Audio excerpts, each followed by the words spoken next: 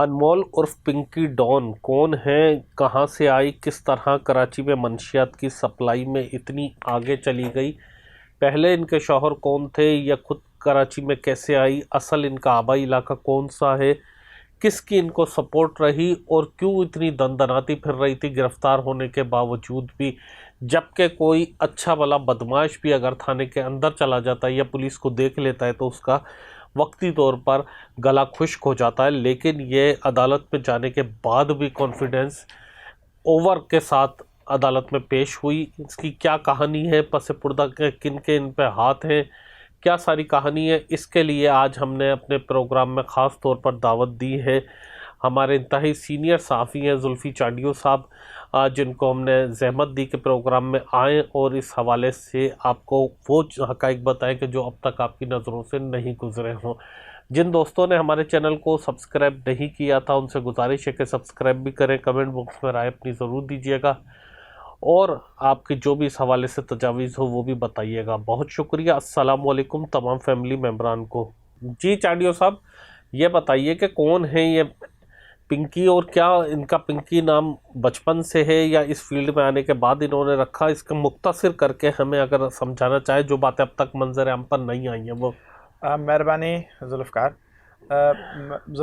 जैसा कि अचानक, ये तो हम अचानक ही कहेंगे कि अचानक एक आफत आ पड़ी है कराची में। जब कोर्ट में एक औरत को पेश किया गया कुछ दिन पहले कराची के किसी उसे अपने घर से ही, जो किराए पे उस पे घर था उसका, उसी घर से उसको गिरफ़्तार किया गया और बाद में कोर्ट में पेश किया गया। तो जिस तरह से वो कोर्ट में इन हुई तो ऐसे लग रहा था कि कोई, हम तो सिंधी लोग हैं भाई, ऐसे कहेंगे कि कोई जागीर की मालिक थी, बहुत बड़ी जागीरों की मालिक, धनधनाती, बिल्कुल रफ़ ड्रेस में, नाइट ड्रेस में, हाथ में बोतल पानी की, कभी तो इस तरह फेंक। हाँ पानी, ये तो हमें तो वाइट ही लग रहा था पानी या कुछ और जो जांच ऑफिसर था, दवाई भी हो सकती है ना, बाज़ लोग दवाई के बगैर भी नहीं। बिल्कुल हो सकती है। जांच ऑफिसर जो था वो उसको आगे आगे उसके बिल्कुल उसको रास्ता दिखाते हुए उसको आके, मैडम इस तरफ आओ, इस तरफ आओ, और कुर्सी पे बिठाया। जब असल कहानी का पता चला कि ये औरत कौन है तो फिर तो हमारी तो ज़मीन पाँव से निकल गई। एक ऐसी लड़की जिसका असल नाम अनमोल है और ये पंजाब की रहने वाली है, और इसे ऐसे जैसे यहाँ सिंध में जो डाकू रह चुके हैं उन डाकुओं के जो छोटे छोटे नाम होते हैं, और इसी तरह इसका भी पिंकी उर्फ डॉन के नाम से ये मशहूर है। और सालों से वो मंशियात का कारोबार कर रही है पूरे पाकिस्तान में। अच्छा, पूरे पाकिस्तान में या सिर्फ कराची में? पूरे पाकिस्तान में, लेकिन ज़्यादा से ज़्यादा कारोबार जो उसका, जो तेज़ी वाला, जो ज़्यादा कारोबार वो उसका कराची में चल रहा है। उसकी अपनी फैक्ट्रियां हैं मंशियात बनाने की, कोकीन बनाने की, हीरोइन बनाने की।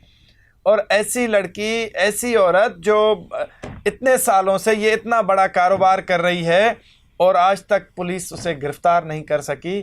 अब जब गिरफ़्तार हुई तो उसे खुद ऐसा एतमाद था कि मुझे तो कुछ होगा ही नहीं, जिस तरह से नहीं, तो पुलिस ने तो गिरफ्तार गालिबन किया भी नहीं है ना।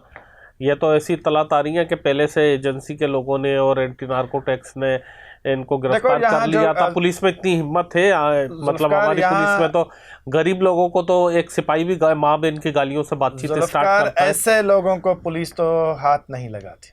वही तो मैं कह रहा हूँ, ऐसे लोगों की पकड़ होती तब है जब ये कोई लेन देन का मसला ऊपर हो जाए। बहुत ऊपर तो ऊपर ही है, बहुत या कम लेन देन का मसला जब ऊपर हो जाए और ये जो हिस्सा देती रही है आगे पीछे उसमें थोड़ी कमी आ जाए, या इसने कोई और बॉस पकड़ लिया, तो तब ऐसे लोगों की पकड़ होती है। और वो पकड़ने वाले और होते हैं, लेकिन ज़ाहिरी तौर है हमारा कानून है तो हमारे उसमें FIR पुलिस करेगी, उसको गिरफ़्तार शो वो ही करेगी।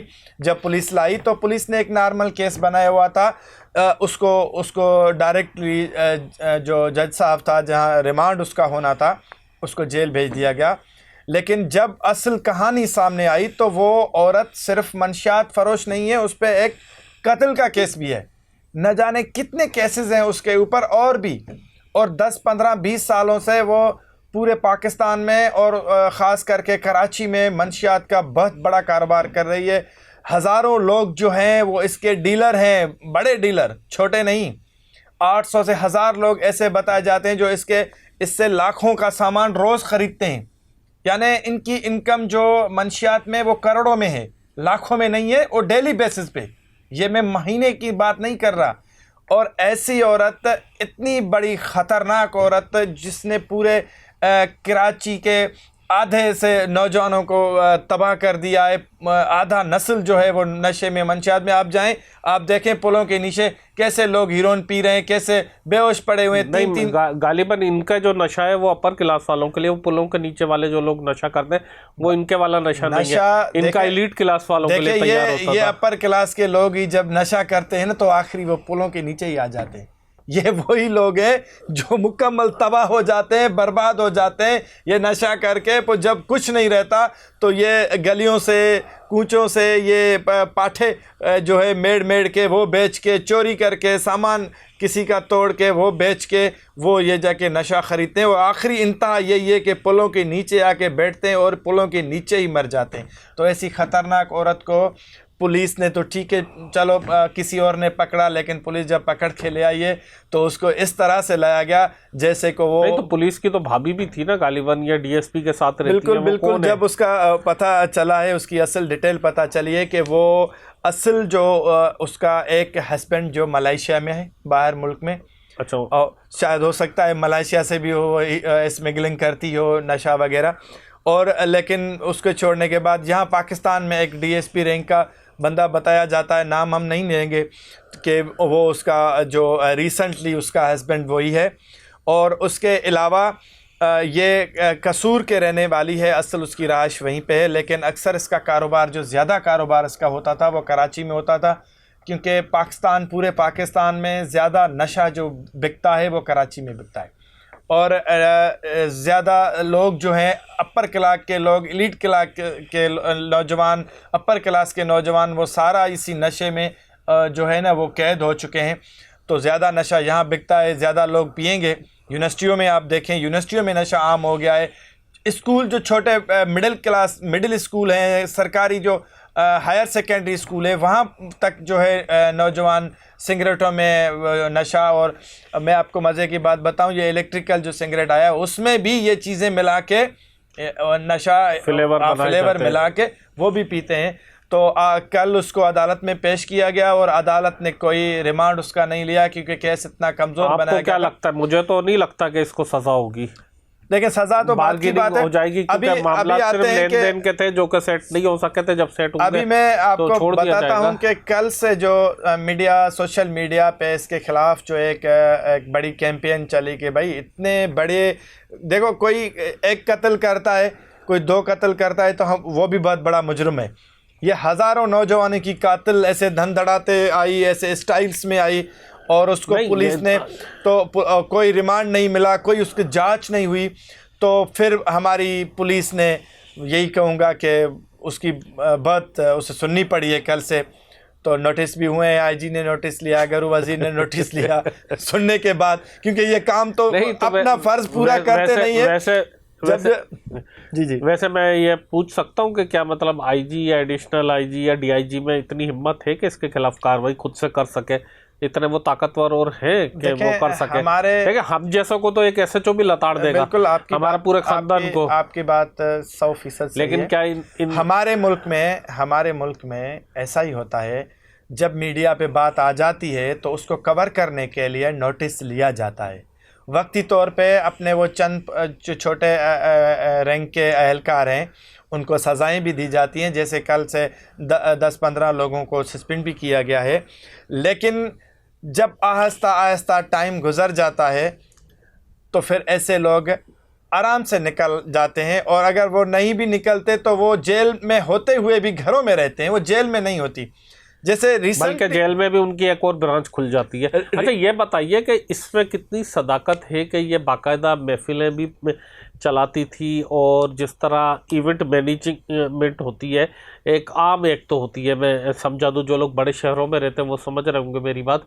इवेंट मैनेजमेंट होती है जो शादी, सालगिरह या इसके अकीका या कोई ऐसे प्रोग्राम को, इंगेजमेंट को तरतीब देते हैं। इस तरह ये जो फहाशी की जो महफिलें होती थी उसकी मैनेजमेंट भी संभालती थी, यानी कि लड़कियों को लाना, डांसर्स को लाना, तवाइफ़ों को लाना, फिर उसमें छोटी उम्र की लड़कियाँ, कलेक्शन, गोरी काली, और फिर ये सारी मंशियात किस लेवल की होगी, कितने लोग होंगे, किस तरह अरेंज करना होगा, कहाँ करना होगा। एक तो ये वाली बात ठीक है, ये जो ऐसी तलात आ रही है। जुल्फ़कार, मैं आपको एक बात बता दूं कि जो नशा बेचने वाले जो लोग होते हैं ना, उनको ऐसी महफिलें करवानी पड़ती है, उन पे खर्च करना पड़ता है।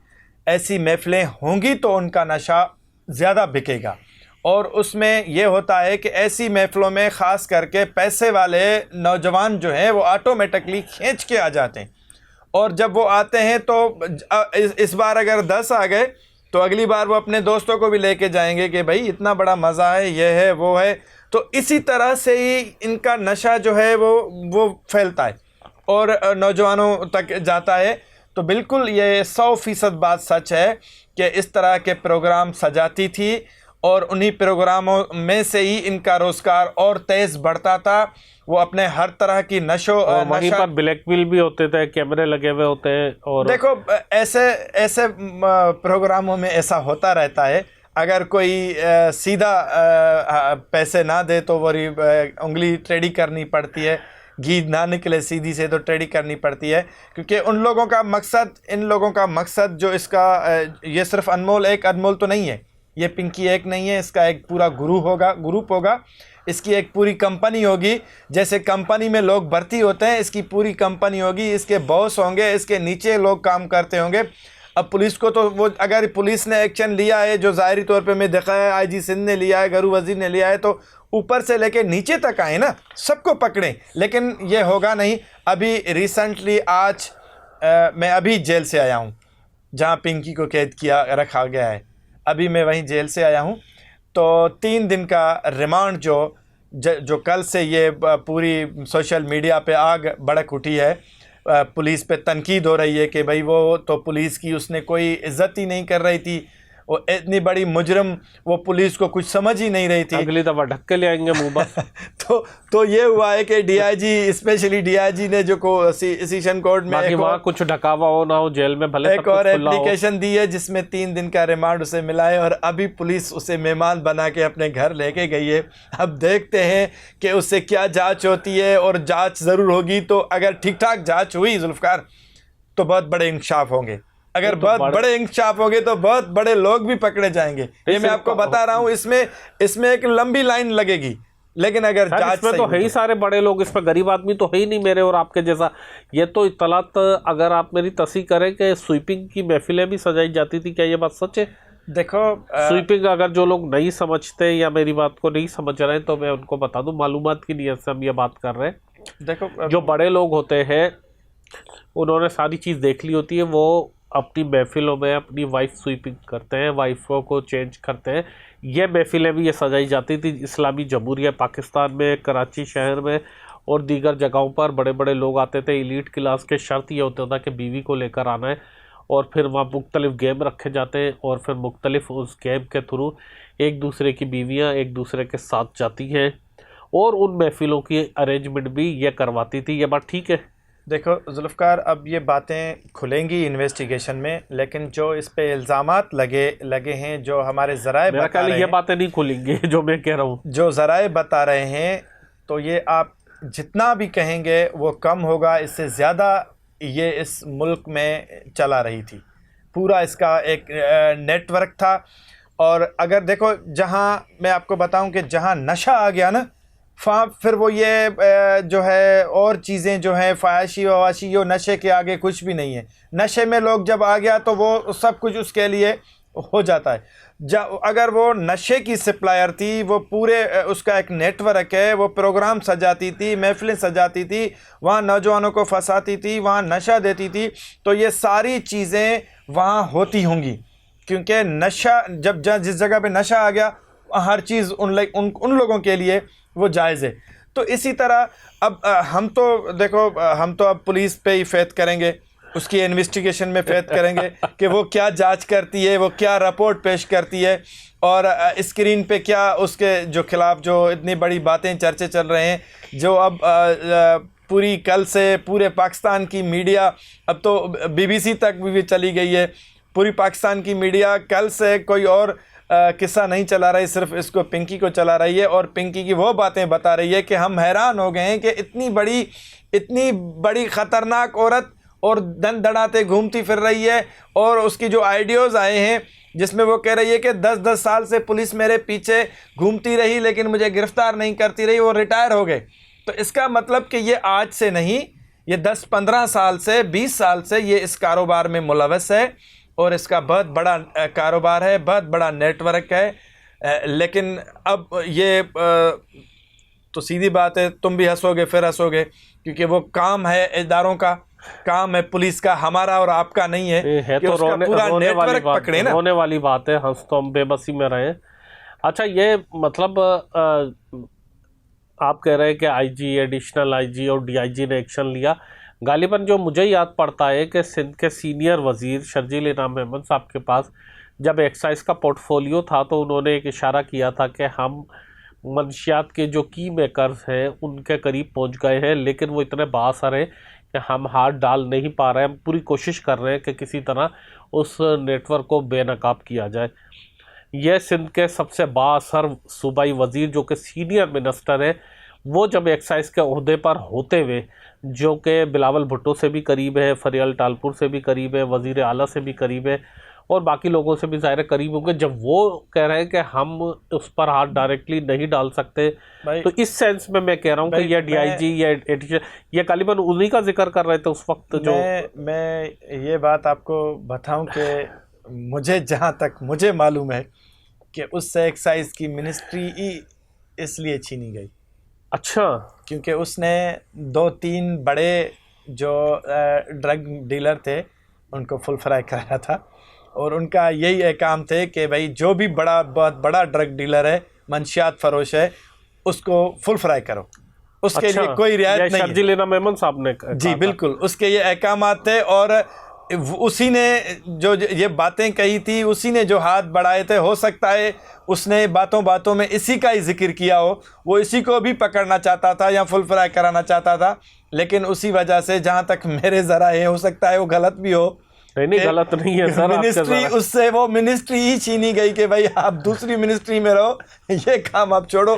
तो ये बिल्कुल आपकी 100 सैकड़ों बात सही है कि मंशियात फरोश जो हैं वो हमारे मुल्क में जो इस किस्म की मंशियात लाते हैं वो बहुत बड़े ताकतवर हैं, बहुत बड़े पावरफुल हैं। और आपको ये पता है कि मंशियात कहाँ से आती है?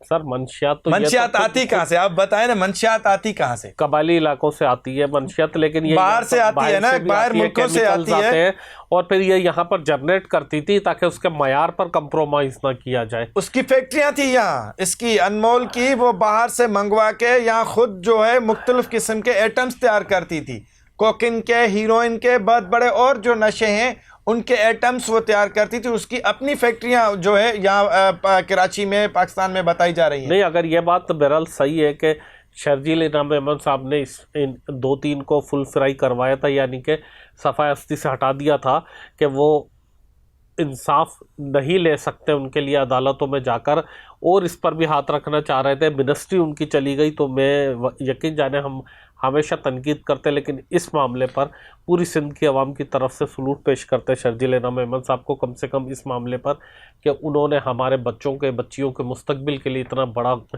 रिस्क उठाया और इतनी बड़ी कार्रवाई करने जा रहे थे। खैर, तो आपको अब लगता है कि कोई और भी है ऐसा जो ये जो नशा है ना, ये गरीब तो वैसे ही तबाह है, लेकिन अब नशा ये अमीरों के घरों तक पहुंच गया है। अगर इस वक्त भी पाकिस्तानी हुकूमत, सिंध हुकूमत ने आँख नहीं खोली तो यकीन करें गरीबों के घरों के साथ साथ अमीरों के घर भी उजड़ जाएंगे। क्योंकि रिसेंटली कुछ ऐसी फौतगियाँ हुई हैं अमीरों के घरों में जो इस नशे की वजह से हुई हैं। तो बिल्कुल यही शर्जील इनाम मेमन को भी पता था कि ये नशा अब अमीरों के घरों तक पहुंच गया है। और अमीरों के आप डिफेंस चलें, आप डिफेंस रात को घूम के दिखाएं हमें, ये सारे जो रोडों पे लड़के गाड़ियों में निकल के घूमते हैं, बड़ी बड़ी सालनसर, खुले हुए सालनसर लगा के निकलते हैं, वो सारे नशे में टुन होते हैं। ये सारे नौजवान नशे में टुन होते हैं, अमीरों के नौजवान, जो डिफेंस पे आप और हम तो घर नहीं खरीद सकते ना। तो हमारे कराची में तो डिफेंस ही मेन वो जगह है जहाँ पूरे अमीरों के घर हैं। तो वहाँ आप देखें कि नौजवान पूरी रात जो बाहर होटलों पे ये जो डिस्कोस, हाँ, और डिस्कोस। रिसेंटली आपको पता होगा कि अरमगान जो गिरफ्तार हुआ था, जिसने अपने दोस्त को कत्ल किया था, तो वो क्या करता था, वो भी यही इसी एलिट फैमिली में नशा, नौजवानों में नशा फैलाता था। तो हो सकता है कि उसी कड़ी से बात यहाँ तक पहुँची है। लेकिन एक तो मैं क्लियर कहूँगा कि पाकिस्तान हुकूमत, सिंध हुकूमत, पाकिस्तान हुकूमत अगर चाहे तो ये नशे वाले, बेचने वाले और बनाने वाले वो एक दिन में ही सारे गिरफ्तार हो जाएं। सर मैं नहीं समझता कि हुकूमत के बस की बात है, अकेली हुकूमत के, खासतौर पे सिंध हुकूमत के, जब उसका ताकतवर सीनियर वजीर से वजारत चेंज कर दी जाए पाकिस्तान एक मंशियात फरोश की वजह से, तो हुकूमत की अकेले की बस की बात नहीं है। इसमें और भी बड़े बड़े लोग शामिल हैं, बड़े बड़े लोग जिनका पूरा सिस्टम इससे चलता है। जब तक हम सब मिलकर यह नहीं सोचेंगे, क्योंकि अभी भी मुझे तो पता नहीं क्यों यकीन है कि ये आज नहीं तो कल कोई भी बहाना बनाकर, कोई ऐसा कानून का सहारा लेकर, कोई ऐसी चीज़ का सहारा लेकर ये आज़ाद ज़रूर हो जानी है और मुल्क से बाहर चली जानी है, ऐसा मुझे लग रहा है। जो हमारे मुल्क का जितने केसेस हैं, अगर पाकिस्तान के कानून के मुताबिक इसे आज़ाद तो नहीं होना चाहिए, होना नहीं चाहिए, और हो जाएगी, दोनों अलग बातें। और उसके घर से लाखों करोड़ों की जो मंशियात बरामद हुई है, उसके ऊपर कत्ल के केस हैं, उसके ऊपर और बहुत सारे केस हैं। अब इन्वेस्टिगेशन सही नमूने से होगी। अब इन्वेस्टिगेशन अफसर भी चेंज किया गया है। अभी रिसेंटली एक न्यूज़ आई है कि जो साउथ का डीआईजी था, उससे वो इन्वेस्टिगेशन के डीआईजी इरफान बलोच को दी गई है इन्वेस्टिगेशन। तो अगर सही से इन्वेस्टिगेशन हो, इसका पूरा गैंग पकड़ा जाए, इसके पूरे जो मंशियात के अड्डे वो तबाह हो जाएं, तो मेरे ख़्याल में इसको छूटना तो नहीं चाहिए। एक कत्ल करने वाला बंदा जब उसे 20 साल 25 साल सज़ा लगती है, तो हज़ारों नौजवानों को कत्ल करने वाली छूट जाए तो फिर क्या ही कह सकते हैं, छूटना तो नहीं चाहिए। सर गैंग का तो मेरा ख्याल है पता होगा, और अगर मंशियात एक्चुअल रुक जाती है तो जो रईसज़ादे हैं उनके घर में तो कोहराम बच जाएगा। उनके ना सिर्फ बच्चे बल्कि बच्चियां भी इतने इन्वॉल्व हो चुका है, उनकी बेगमात इतनी इन्वॉल्व हो चुकी है कि शायद कोई सोच भी नहीं सकता। जी हाँ, इस्लामी जमहूरिया पाकिस्तान की मैं बात कर रहा हूँ कि बड़े लोग, हम उनको अयाश कहते हैं, उनके बच्चे, उनकी बच्चियाँ, उनकी बेगमात, उनकी अगर आप वीडियोज़ देखें, उनके करतूत देखें, उनके कारनामे देखें, शायद आप सर पकड़ कर रह जाएंगे, आप हैरान हो जाएंगे। और ये उनको पता भी होता है, और बस उनको ये भी पता होता है कि पाकिस्तान में वो लोग पता है क्यों रहते हैं, वो लोग इसलिए रहते हैं कि यहाँ पर कानून पर अमल दरामद नहीं है। वो जा सकते हैं अमेरिका, यूरोप, गल्फ, लेकिन वहाँ पर वो ये सब मनमानियाँ नहीं कर सकते, इसलिए ये लोग पाकिस्तान में रहते हैं। आपकी बात बिल्कुल बात सही है कि मैंने यही बात कही थी कि अब मंशियात जो है वो इन बड़े लोगों के घरों तक पहुंच गई है। घरों का मतलब यही है कि उनकी बच्चियां, बच्चे सब ये नशा करते हैं। अब सारे तो नहीं कह सकते, सब फैमिली के लिए नहीं कह सकते, लेकिन अक्सरियत उनकी जो बच्चे हैं, जो बच्चियां हैं, वो नशा करती हैं, क्योंकि उनके पास पैसे बहुत होते हैं अयाशी करने के लिए, उड़ाने के लिए, और नशा आराम से मिल जाता है। तो ये पिंकी जैसे लोग ही हैं जो आराम से हर घर तक नशा पहुंचाते हैं, क्योंकि उनको कोई रोक टोक नहीं होती। होम डिलीवरी, होम डिलीवरी, क्योंकि उनको ऊपर से इतनी रियायत है कि वो आराम से घर घर तक जो है वो नशा पहुंच जाता है। लेकिन अब ये नौजवान, जो बड़े लोगों के नौजवान, लड़के लड़कियां, भाई कुछ दो केस तो बाहर मीडिया पे आए हैं, लेकिन अंडरग्राउंड भी बहुत सारे केस हैं जो बेचारे मर रहे हैं, और मर रहे हैं तो ऐसा समझो कि अभी भी अगर इस मुल्क के वो रखवाले जो इस मुल्क को चलाते हैं, उनके अपने घरों में वो फौतगियाँ हो रही हैं। आम गरीब बेचारा तो रोज़ मरता था, किसी को कोई परवाह नहीं थी, लेकिन अब उसके घरों में मंशियात ने कोहराम मचा दिया है। फिर भी अगर वो मंशियात को नहीं रोकते तो फिर अल्लाह भाई हम क्या कहेंगे, हम तो कुछ कह ही नहीं सकते। फिर बिल्कुल ऐसा ही है कि फिर हम कुछ कह नहीं सकते। देखें, हम इन खदशात का इजहार इसलिए कर रहे हैं कि ये आज़ाद हो जाएंगे, क्योंकि माजी में जितने भी बड़े लोग गिरफ्तार हुए हैं, जितने भी बड़े लोग, जो याद है आपको शारे फैसल पर एक नशाई औरत ने बाप बेटी को कुचल दिया था, नताशा दानिश ने, इस वक्त वो आज़ाद है। ऐसी वो नताशा दानिश कोई एक नहीं, ऐसी सैकड़ों मिसालें मिल सकती हैं। रेमन डेविस से लेकर बड़े बड़े लोग आज तक उनको पता है कि कानून में से किस तरह आसानी पैदा की जा सकती है। वो अपने मतलब के लिए शरीयत के कवानीन का भी इस्तेमाल करते हैं, पाकिस्तान के कवानीन का भी इस्तेमाल करते हैं, माशरे की पंचायत का दबाव भी डालते हैं और अपने पैसे का असर रसूख भी इस्तेमाल करते हैं। बिल आखिर अगर एक लफ्ज़ में उसका नतीजा निकाला जाए तो वो आज़ाद हो जाते हैं। यह हमारा बदकिस्मती से माजी है। हम किसी को सज़ा नहीं दे पाते, हमारा पूरा सिस्टम सज़ा नहीं दे पाता।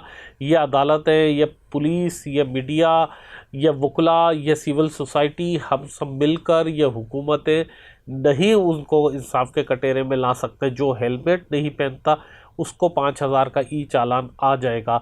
जो अगर लाइसेंस रखना भूल गया या ज़ेब्रा क्रॉसिंग क्रॉस करके खड़ा हो गया तो उस पर तो मुकदमा दर्ज हो जाएगा। डबल सवारी वाले पर तो FIR कट जाएगी। लेकिन जो लोग इस तरह रोंद देते हैं, हमारे पूरे माशरे को रोंद रहे हैं, हमारी पूरी सोसाइटी को रोंद रहे हैं, उनको रोकने वाला शायद अभी कानून बना नहीं है, उनको रोकने वाली पुलिस अभी बनी नहीं है, उनके खिलाफ फैसले सुनाने वाली अभी अदालतें मौजूद नहीं है। माजरत के साथ फ़िलहाल हम इजाज़त चाहेंगे आप लोगों की इस हवाले से। जो भी राय हो, जो भी तजावीज़ हो, तनकीद हो, हमें ज़रूर नीचे कमेंट बॉक्स में बताइएगा। मुझे और जुल्फ़ी चांडियो साहब को हमें दे इजाज़त। जिन दोस्तों ने अभी भी सब्सक्राइब हमारे चैनल नहीं किया है, हो सकता है कि फिर यह हमारी आखिरी मुलाकात, इसीलिए अपने दोस्तों, अजीज़ व अकारिब से ज़रूर शेयर कीजिएगा। अल्लाह हाफ़िज़।